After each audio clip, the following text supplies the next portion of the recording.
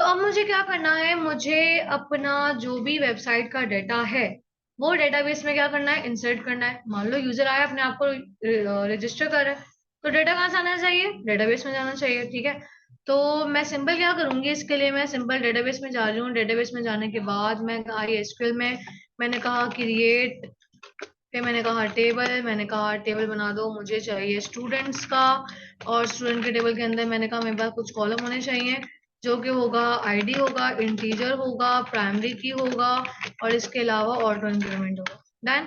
उसके बाद मैंने कहा मेरे पास स्टूडेंट का एक कॉलम होना चाहिए नेम, जो कि होगा वार्डचार, और वार्डचार के अंदर मैंने कर दिया कि 50 कैरेक्टर्स तक लेनी जाएगी। उसके बाद मैंने कह दिया इसके अलावा स्टूडेंट का होगा ईमेल, जो कि जाएगी वार्डचार में, और वार्डचार में इसको दे रही हूँ 100 कैरेक्टर्स। ठीक है, इसके अलावा मैंने कहा कि उसका जो है एक कोई ना कोई एड्रेस होगा, तो एड्रेस के लिए मैंने यहाँ पे डेटा टाइप टेक्स्ट दे दी। सिंपल मैंने यहाँ पे एक टेबल बना दिया स्टूडेंट का, और जाके मैंने सिंपल क्या कर दिया, गो कर दिया। मेरे पास टेबल बन चुका है स्टूडेंट्स का, कौन कौन सा आईडी, नेम, ईमेल और एड्रेस के नाम से। सही है। अब इसके अकॉर्डिंगली मुझे फॉर्म बनाना है, तो मैं यहाँ पे आ रही हूँ इंडेक्स की फाइल पे, और इंडेक्स की फाइल में आने के बाद मैं सिंपल क्या कर रही हूँ, मैं यहाँ पे ये H1 की हेडिंग हटा के मुझे लगाना है फॉर्म, जो कि सेंटर में मुझे बिल्कुल चाहिए। मैंने लिखा डॉट कंटेनर, कंटेनर के अंदर रॉ, रॉ के अंदर कॉलम। ठीक है, ये बूटस्ट्रैप का इस्तेमाल कर रही हूँ बिल्कुल सेंटर में लाने के लिए। और मैंने कह दिया यहाँ पे 3। ठीक है, 3 3, अच्छा बल्कि काम करते हैं ना, 2 8 और 2 में कन्वर्ट कर देते हैं, ताकि बीच वाला ज्यादा मेरे पास पार्ट रहे। अब बिल्कुल मिडल वाले कॉलम में आके मैं यहाँ पे क्या कर सकती हूँ, सिंपल अपना फॉर्म यूज कर सकती हूँ। तो आते हैं सर अपने थीम वाले पे, और जो है थीम मेरे पास कहाँ है, 16 में, और यहाँ पे आने के बाद मेरे पास फॉर्म देखो इसका होगा, इस थीम का ये रहा। ठीक है, मैंने यहाँ से किया कॉपी, कॉपी करने के बाद मैं आई और यहाँ पे आके मैंने पेस्ट कर दिया। अभी जाके मैं अगर देखूँ तो कुछ इस तरीके से मेरा फॉर्म आ रहा है। अब इतना मुझे इतनी सारी चीजें तो चाहिए नहीं थी। सही है, तो मैंने क्या किया, मैंने सिंपल ऊपर आई, ऊपर आने के बाद पहला दूसरा तीसरा ये रखा, और उसके बाद जितना मेरे पास कोड है फॉर्म का वो मैं हटा रही हूँ। ठीक है, और ये रहा मेरा बटन। अच्छा, बटन को छोड़ दो, उसके अलावा ऊपर जितना कोड है उसको मैंने क्या कर दिया, रिमूव कर दिया। ठीक है, अब जाके देखते हैं जरा, तो देखो इतना छोटा सा हो गया। ये ऊपर वाली चीज भी नहीं चाहिए लेजेंड, और ये ईमेल भी नहीं चाहिए, तो ये भी रिमूव करते हैं। ये रहा लेजेंड, ये रहा ईमेल, ये मैंने क्या कर दिया, रिमूव कर दिया। डन। सिंपल हो गया फॉर्म। ईमेल है जिसमें पासवर्ड है। ठीक है, और ईमेल का मुझे ईमेल के बाद ये वाली लाइन भी नहीं चाहिए, मैंने ये भी रिमूव कर दी। ठीक है, तो अब जाके देखते हैं कैसा आ रहा है। इस तरीके से आ रहा है। बटन मेरा बहुत ज्यादा चिपक गया है, तो उसको मार्जिन टॉप करके थोड़ा सा नीचे ले आते हैं। मैंने कहा मार्जिन टॉप 3 नीचे आ जाओ, देखो आ गया, नीचे आ गया। अब मेरे पास क्या रहता है, नेम का रहता है। नेम तो मैंने कॉपी किया, कॉपी करने के बाद मैंने इसको क्या बना दिया, नेम का बना दिया। ठीक है, मैंने इसको क्या कर दिया, मैंने कहा यहाँ पे आएगा मेरे पास स्टूडेंट का नाम, तो मैंने यहाँ कर दिया नेम। ठीक है, फिर आएगा मेरे पास ईमेल, तो मैंने ईमेल कर दिया। अच्छा, यहाँ पे टाइप क्या कर देंगे, टेक्स्ट। तीसरी चीज क्या रखी थी मैंने, एड्रेस रखा था, राइट, तो मैंने यहाँ पे एड्रेस लिख दिया। ठीक है, और यहाँ पे मैंने टाइप क्या कर दी, टेक्स्ट कर दी। और पासवर्ड की प्लेस होल्डर की जगह भी एड्रेस कर देंगे। और बस अब जाके देखते हैं। ठीक है, ये आ गया नेम, ये आ गया ईमेल, ये आ गया एड्रेस।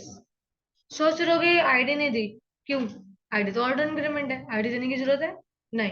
ठीक है, तो मैंने नेम का, ईमेल का, एड्रेस का, यही 3 कॉलम बनाए थे, नेम ईमेल एड्रेस, तो इन्हीं के अकॉर्डिंगली मैंने फॉर्म बना लिया। बन गया। अब इनपुट से वैल्यू निकालने के लिए हमने लास्ट टाइम क्या किया था, नेम का एट्रीब्यूट इस्तेमाल किया था। आओ जरा देखते हैं।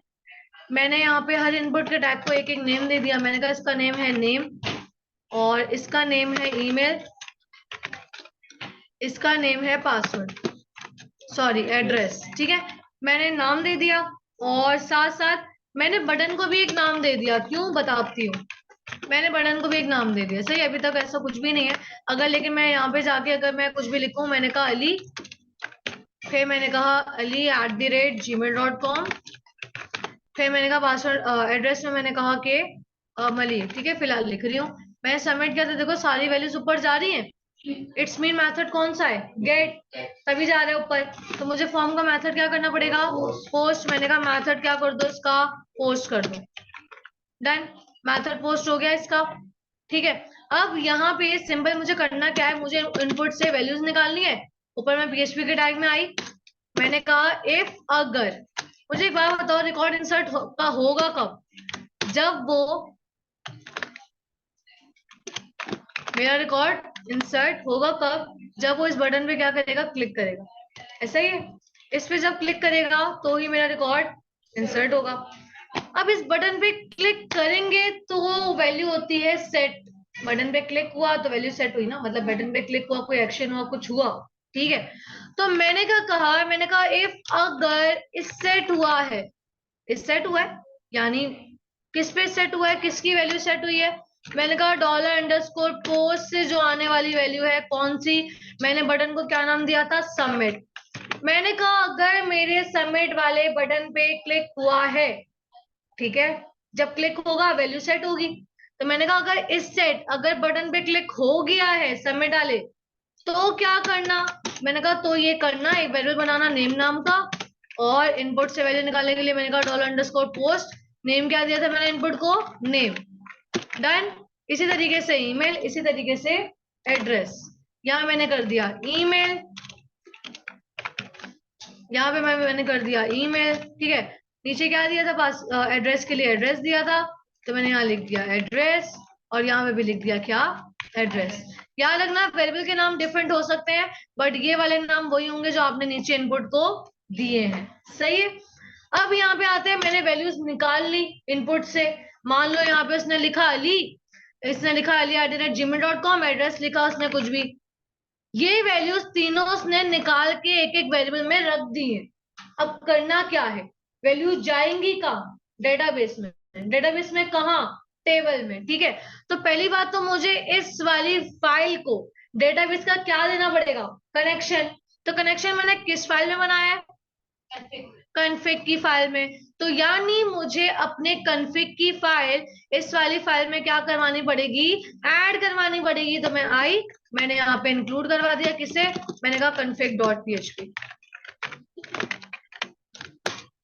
देखो कनेक्टेड सक्सेसफुली लिखा आ रहा है, इट्स मीन वो वाली फाइल मेरी इस वाली फाइल में ऐड हो चुकी है।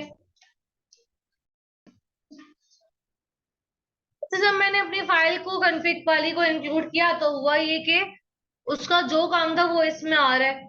तो मैंने जब एक बार चेक कर लिया कि वो बिल्कुल ठीक तरीके से कनेक्ट हो गया है, तो मैं उसको क्या कर सकती हूँ, कमेंट कर सकती हूँ उस मेरे पास मैसेज को। तो मैं सिंपल कॉन्फ़िग की फाइल में जाके इस मैसेज को क्या कर दो, कमेंट कर दो, बस कनेक्ट तो वो हुआ है। वो तो मैंने जस्ट अपने देखने के लिए किया था कि भाई कनेक्ट हुआ है या नहीं हुआ।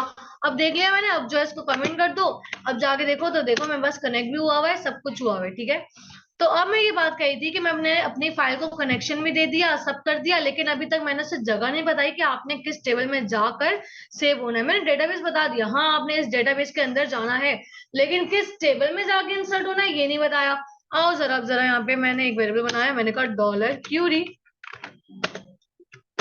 मैंने कहा माई SQLi। अच्छा यहाँ पे मैं जरा क्यूरी लगाऊं, डबल कोट्स के अंदर आई। यहाँ आने के बाद अब मेरी आएगी कौन सी क्यूरी, क्या करवा रही हूँ रिकॉर्ड को, इंसर्ट। तो कौन सी क्यूरी आएगी, इंसर्ट की क्यूरी आएगी। अब यहाँ मैं आई डेटाबेस में, और ये आ गई मैं टेबल के SQL में। यहाँ पे जाके देखो नीचे क्या लिखा आ रहा है, इंसर्ट। इंसर्ट पे क्लिक किया, इंसर्ट की क्यूरी आ गई, सही है। मैंने यहाँ से इसको किया कॉपी, कॉपी करने के बाद आए यहाँ पे मैंने डबल कोट्स के दरम्यान में पेस्ट कर दिया, ठीक है। याद रखना आईडी मैं नहीं दूंगी, क्यों, क्योंकि मेरे पास आईडी क्या है, ऑटो जनरेटेड है।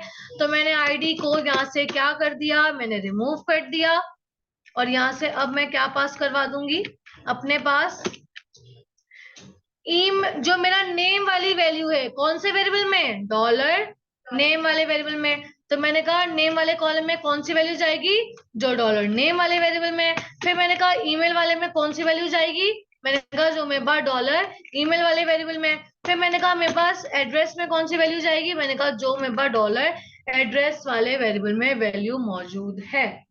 यानी जो वो यहाँ पर नेम में लिख रहा है वो नेम वाले कॉलम में जाएगा, ठीक है। जो वो ईमेल लिख रहा है वो ईमेल वाले कॉलम में जाएगा, और जो वो एड्रेस लिख रहा है वो एड्रेस वाले कॉलम में जाएगा। यहाँ तक किसी को कोई कंफ्यूजन, ठीक है। अब यहाँ पे मेरे पास सिंपल मैंने क्यूरी भी लगा दी, डेटाबेस भी बता दिया, लेकिन मैंने इस क्यूरी को अभी तक कनेक्शन नहीं दिया। मैंने ऊपर फाइल में लाजमी लगाया, जरूर लगाया, लेकिन मैंने उस क्यूरी को कनेक्शन नहीं दिया। उस क्यूरी को भी कनेक्शन देना होता है, तो कैसे देंगे, मैंने कहा $रिजल्ट, मैंने एक वेरिएबल बनाया, किसी भी नाम से बनाओ मसला नहीं है, और मैंने कहा कि MySQLi_query, और इस क्यूरी को 2 पैरामीटर्स चाहिए होते हैं। पहला कि आपकी क्यूरी क्या है, दूसरा सॉरी, पहला आपका जो है कनेक्शन वाला वेरिएबल, दूसरा आप किसको कनेक्शन देना चाह रहे हो। तो मेरा कनेक्शन कौन से वेरिएबल में, देखो जरा, कौन से वेरिएबल में, कौन वाले में। तो मैंने यहाँ क्या पास करवाया, डॉलर कौन, तो मैंने कनेक्शन पास करवा दिया। अब कॉमा दूसरा पूछ, देखो क्या कह रहा है, दूसरा कह रहा है कि मुझे मेरा रिजल्ट मोड बताओ। तो मैंने यहाँ क्या कहा कि मुझे किस क्यूरी को कनेक्शन देना है, मैंने कहा जो डॉलर क्यूरी वाला जो है उसको मैंने क्या देना है, कनेक्शन देना है, यानी मुझे इंसर्ट की क्यूरी को कनेक्शन देना है। ठीक है, मैंने पहले बताया कि डेटाबेस का कनेक्शन इस फाइल में है, और ये कनेक्शन किसको देना है, मैंने कहा ऊपर वाले मेरा जो इंसर्ट की क्यूरी लिखी हुई है इसको, चाहे यहाँ पे डॉलर क्यूरी लिखो, चाहे यहाँ पे डबल कोट्स में पूरी इंसर्ट की क्यूरी लिख दो, ऊपर अलग ना करो, बात एक ही है। ठीक है, तो इस तरीके से आप क्या करोगे, काम करोगे। आपने कनेक्शन भी दे दिया, अब मैं रिकॉर्ड इंसर्ट करूंगी, रिकॉर्ड इंसर्ट हो जाएगा, लेकिन मैं सारे रिकॉर्ड इंसर्ट होने के बाद कुछ तो आए, मैसेज तो आए, अलर्ट आए, कुछ आए। तो मैंने कहा इफ अगर मेरे डॉलर रिजल्ट वाले में कुछ है से मुराद अगर रिकॉर्ड इंसर्ट हो गया है तो क्या करे, मैंने कहा तो एक काम करे, मुझे इको करवाए। इको क्या, मैं अलर्ट शो करवाना चाह रही हूँ। अलर्ट किसका जो है, मेरे पास फंक्शन है जावास्क्रिप्ट का। जावास्क्रिप्ट को यूज करने के लिए किसके टैग लगेंगे, स्क्रिप्ट के टैग लगेंगे। मैंने यहाँ पे लगाए स्क्रिप्ट के टैग, मैंने कहा स्क्रिप्ट, और स्क्रिप्ट को मैंने यहाँ पे क्लोज किया। क्लोज करने के बाद मैंने यहाँ पे बीच में आई, मैंने कहा मुझे अलर्ट शो करवाना है। अलर्ट ने मुझे दिखाना क्या है, याद रखना बाहर डबल कोट्स हैं तो अंदर क्या आएंगे, सिंगल कोट्स। ये एक रूल है, अगर बाहर डबल कोट्स हैं तो अंदर सिंगल कोट्स, अगर बाहर सिंगल कोट्स हैं तो अंदर डबल कोट्स। तो अगेंस्ट में काम करना है। मैंने बाहर डबल लगाए तो अंदर क्या लगाऊंगी, सिंगल। मैंने कहा रिकॉर्ड इंसर्टेड सक्सेसफुली, डन, ये लिखा मैंने कहा एल्स अगर रिकॉर्ड इंसर्ट नहीं होता तो मैंने कहा तब भी मुझे अलर्ट करवाए और उसमें मुझे शो करवा दे रिकॉर्ड फील्ड। ठीक है, तो इस तरीके से मैंने यहाँ पे शो करवा दिया। अब जाते हैं, यहाँ पे मैं गई, मैंने अपने यूआरएल पे क्लिक किया, एंटर किया, रिफ्रेश किया। अब जाते हैं, मैंने यहाँ अली लिखा, ali@gmail.com लिखा, मैंने जो है एड्रेस मैंने यहाँ पे जौहर लिख दिया। मैंने सबमिट पे क्लिक किया, क्या कह रहा है, रिकॉर्ड इंसर्टेड सक्सेसफुली, ओके किया। और यहाँ पे आते हैं, वापस ब्राउज पे गए तो मेरे पास एड्रेस नहीं आया और उसने मुझे एड्रेस का एरर भी दिया। देखो लाइन नंबर 9 में मैंने एड्रेस की स्पेलिंग गलत लिख दी है, लाइन नंबर 9 में, हाँ ये देखो एड्रेस की स्पेलिंग गलत लिखी है, इसलिए वो मेरे पास एड्रेस की वैल्यू लेके नहीं गया। ऊपर एड्रेस में डबल डी था, यहाँ सिंगल था, इसलिए। दोबारा आते हैं, ऊपर आए, रिफ्रेश किया, मैंने यहाँ पे इंसर्ट किया, मैंने कहा SN, फिर मैंने कहा SN@gmail.com, फिर मैंने उसके बाद कह दिया कि जौहर। सबमिट किया, रिकॉर्ड इंसर्ट हो गया, ओके, कोई एरर भी नहीं आया। यहाँ पे आए, रिकॉर्ड में बस आ चुका। तो इस तरीके से हम अपने रिकॉर्ड को क्या करवा रहे होते हैं, इंसर्ट करवा रहे होते हैं।